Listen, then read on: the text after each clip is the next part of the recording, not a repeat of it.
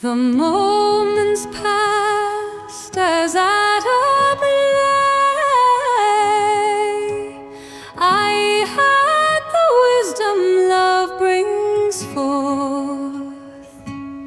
I had my share of mother wit, and yet for all that I could say, and though I had heard praise for it, a cloud blown from the cutthroat north suddenly hid love's moon away, believing every word I said.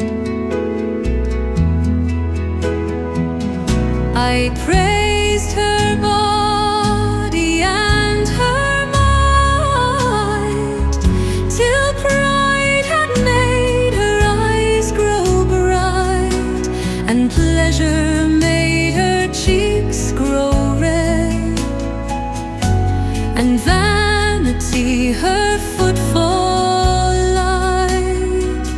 Yet we for all that praise could find nothing but darkness overhead. We sat as silent as a stone. We knew, though she'd not said a word, that even the best of love must die, and had been savagely undone, were it not that love upon the cry of a most ridiculous little bird tore from the clouds his marvelous moon.